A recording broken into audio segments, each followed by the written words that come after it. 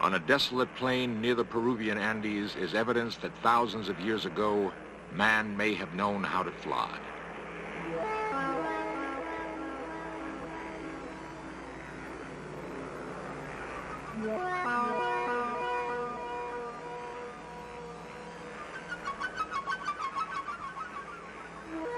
Huge drawings are etched in the ground. They make sense only when viewed from a great height. Miles of what look like modern runways score the desert. If they were, what manner of craft landed here? Who were the pilots? We are conditioned to think that flight is the province of modern man. Perhaps we are latecomers to the sky.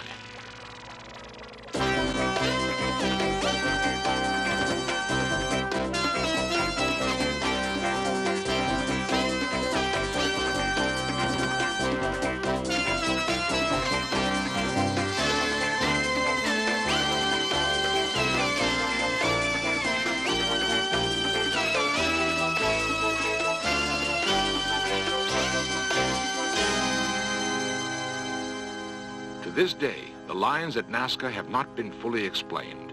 How were they used, and by whom?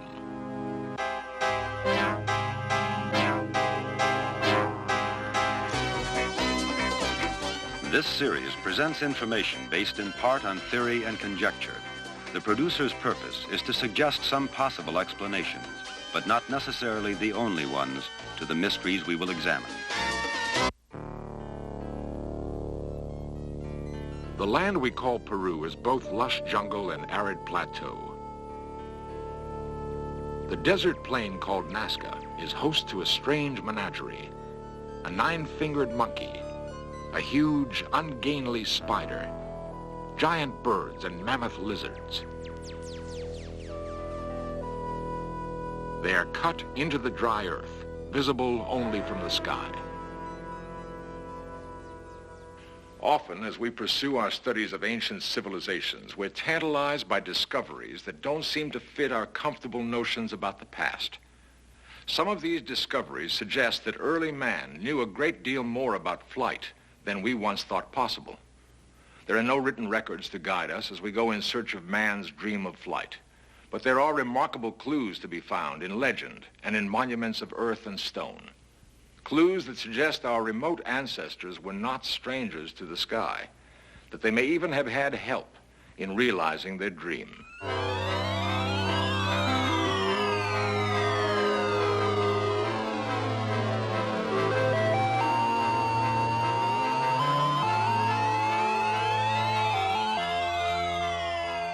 The urge to fly seems to have been a primal one with man, to leave the heaviness of earth, to taste the wind and thrill to the rushing ground below.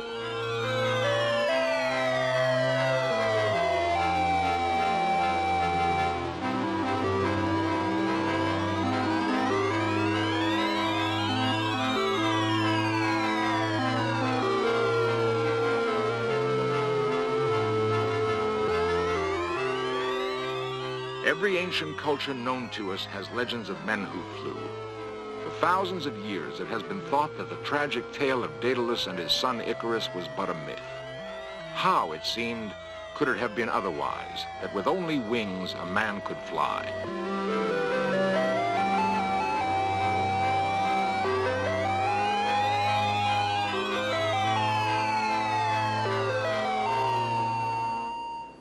Daedalus and his son Icarus were said to live on Crete, center of ancient Mediterranean civilization. The ruler of Crete, King Minos, ordered them trapped in the famous Minoan maze. Their only escape was on the wings that the brilliant Daedalus contrived to build. Daedalus warned Icarus not to fly too close to the sun, or his wings of wax would melt. Father and son soared high into the air, but Icarus was captured by the exhilaration of flight and recklessly reached for the sun.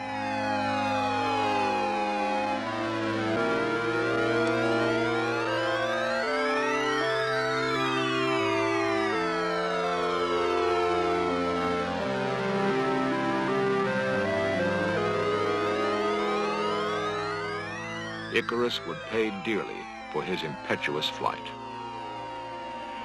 His wings melted, and he plunged headlong into the Aegean Sea.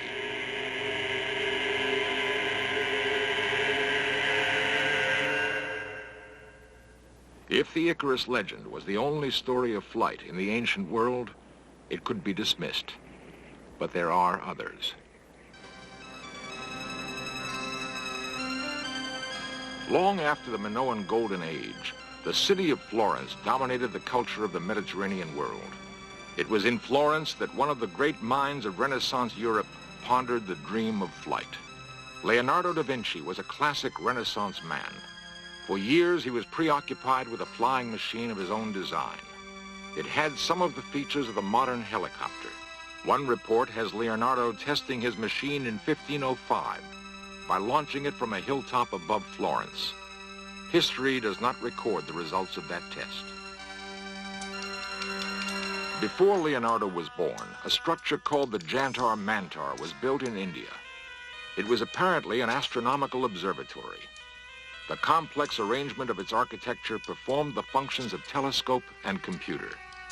With its help, the thinkers of India contemplated the stars. Ancient Indian chants contain one of the most detailed descriptions of a flying machine.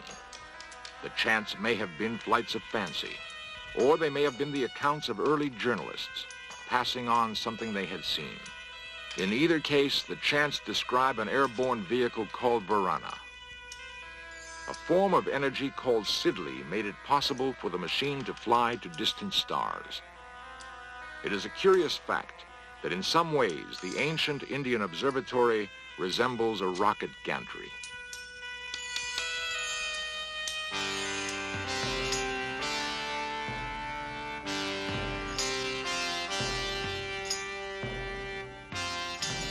Throughout the ancient world, we see time and again an advanced knowledge of astronomy mingled with legends of flight. For the graves of Egypt are dominated by the presence of Osiris, the flying god who brought knowledge to the Nile basin.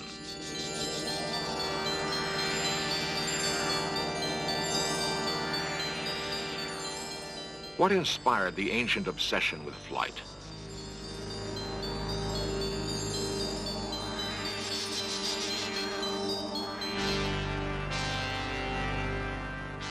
Why are the pyramids aligned in such a way as to be perfect landmarks for incoming aviators?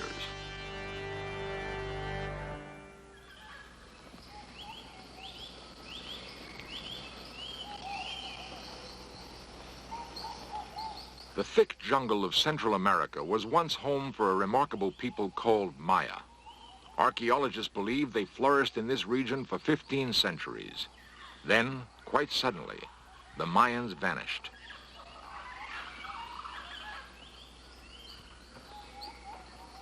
They left behind pyramids and temples. Their capital cities must have been lavish. Yet no roads connect these widely separated islands of civilization in the jungle. Perhaps the Mayans were familiar with the principles of flight, for there is evidence that, like other ancients, the Mayans were on intimate terms with the heavens. Certainly, their observatories made it possible for them to construct a calendar as accurate as any in use today. It makes us think that perhaps they, too, knew something of flight. It is 1911. Wilbur and Orville Wright are demonstrating their flying machine for the U.S. Army. Their solution to the problem of flight was to attach a wing shaped like a bird's to a primitive engine that burned oil.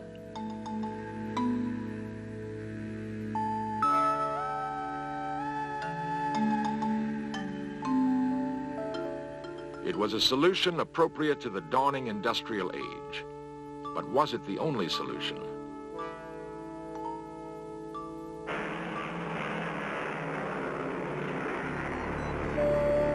Long furrows were cut into the hard soil of the Nazca Plain 2,000 years ago.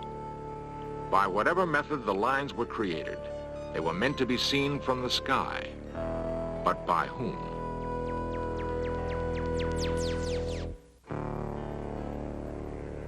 The Nazca Plain on the western shoulder of the Andes in the country we call Peru.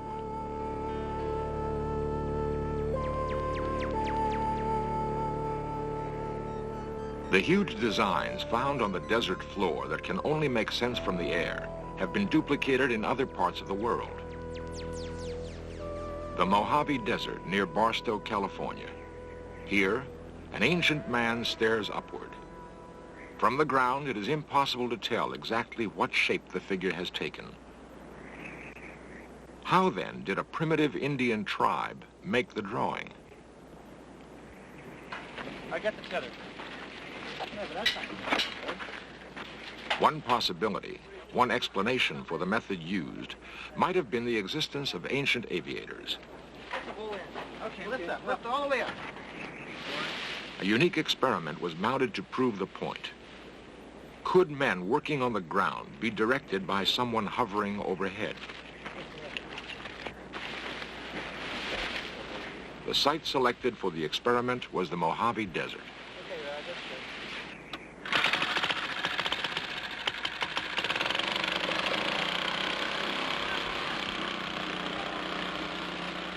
A hot air balloon was the choice for a flying platform. It is a simple device requiring only fabric and a means for heating air to make it work. In modern times, the first balloon flight took place in France. The year was 1783. The principles remained the same, the technology virtually unchanged.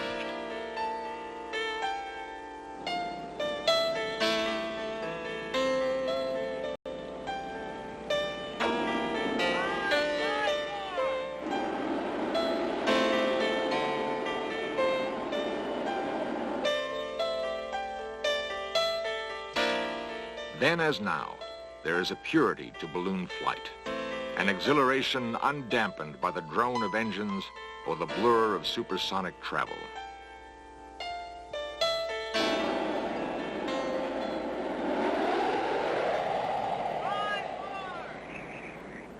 Directly over it.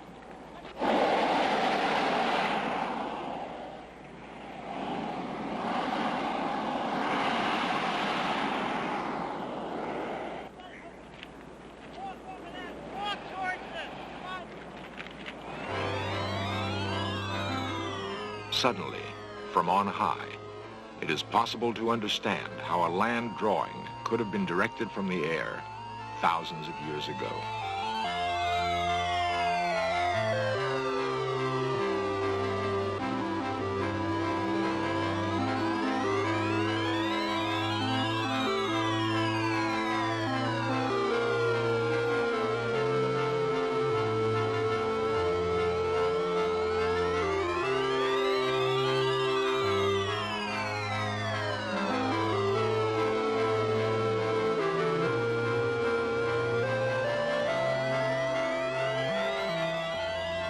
Got it, don't worry.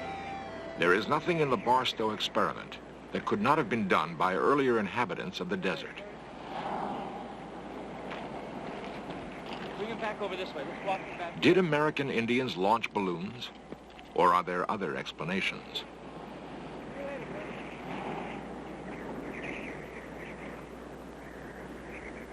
Dr. William Clulow, chief archaeologist at the University of California, Los Angeles, has spent many years studying the mythology of American Indians.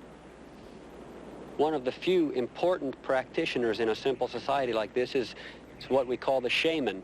Many people would refer to it as the healer or the medicine man, but among the capacities of the shaman, we can number in many tribes the ability to take flights outside of his actual body. That is, he projects a part of his personality or his psyche outside of his body, goes beneath the earth, beneath the water, or into the heavens in order to secure some form of an intuitive statement about what is wrong in the society. And he performs healing and curing with the aid of the intuitions that he gets in these projected flights.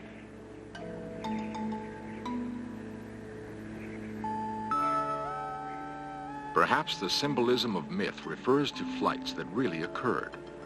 Indian shamans may have been intermediaries who traveled between a primitive culture on Earth and a more highly advanced one in the sky. Time and again, in out-of-the-way places where primitive men made their home, there are faint suggestions left of the relationship between man and flight.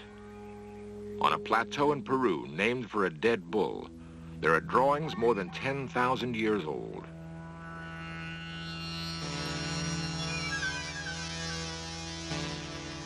One interpretation placed on them is that they depict the ancients welcoming visitors from the sky. They might be dismissed if it were not for other signs in Peru. Finely engineered roads laid 1,000 years ago connected the mighty cities of the Inca Empire. But the Incas did not possess the wheel. Were these roads runways for another form of vehicle? An airborne vehicle? Is there a connection to flight in the circular ruin of Sacsayhuaman? The calendar ring of the Incas suggests an advanced knowledge of space and time, the kind of knowledge that might have led to ancient flight.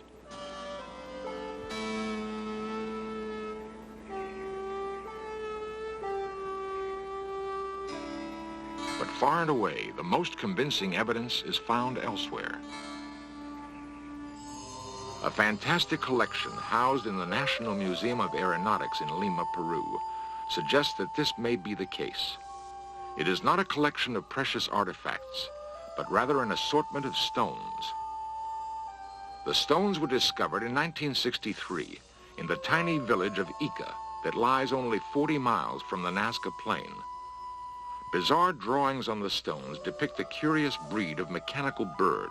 On another is represented what could be a modern space shuttle. The stones are designed in the same style as Nazca ceramics. The message on the stones is evidently controversial. Representatives of the Peruvian government have been reluctant to discuss them.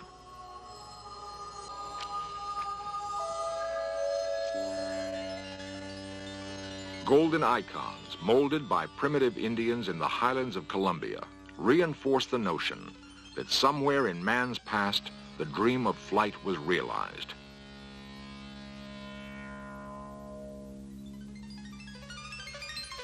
The relics look astonishingly like modern delta-wing fighter planes. Off the coast of Peru lies the Bay of Pisco. Inscribed on a hill is a 60-foot marker. It points inland on a direct line to the mysterious Nazca Plain.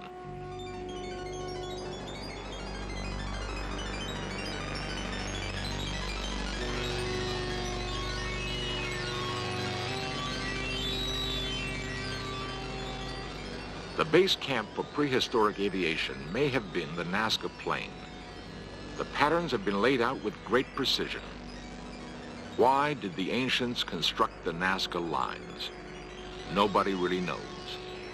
The markings were first discovered in the 1920s by a pilot flying over the plain. Since then, many have attempted to solve the mystery, with no success. For the past 30 years, a German mathematician named Maria Reich has devoted her life to solving the riddle. After nearly half a lifetime of sleeping in an adobe hut and working under a blistering sun, Reich does not know what motivated the ancient Peruvians to execute this grand design. A 1968 study, financed in part by National Geographic, determined that some of the lines have astronomical alignments, but no more than could be expected by chance.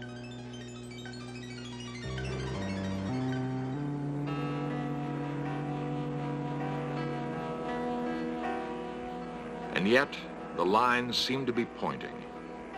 Do they point the way to other outposts where ancient aviators once touched ground?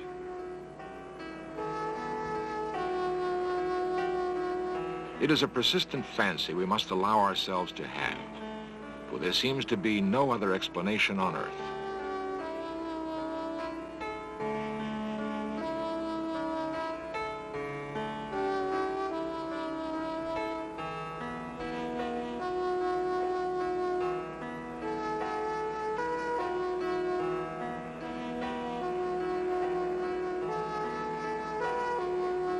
It is hard to shake the notion that here, on the plains of Nazca, there once flew ancient aviators.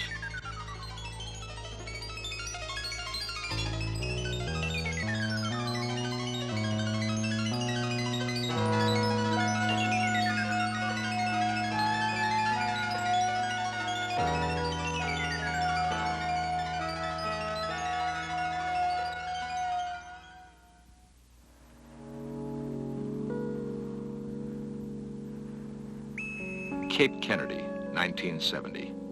The forlorn remains of a launch pad no longer in use.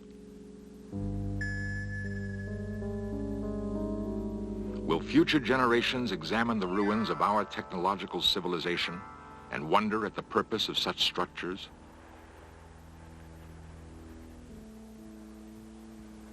Will they understand the inner workings of radio telescopes or control towers and see them as evidence that in the 20th century, man was reaching out to the stars?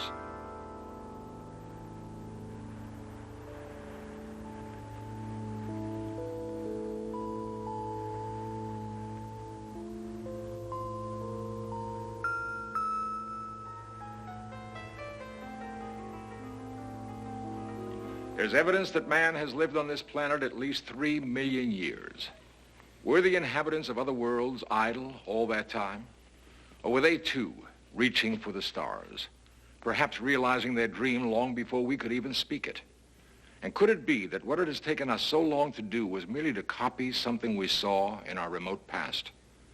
The answer may await us in the stars, a reunion of pupil with teacher. It's not so wild a dream.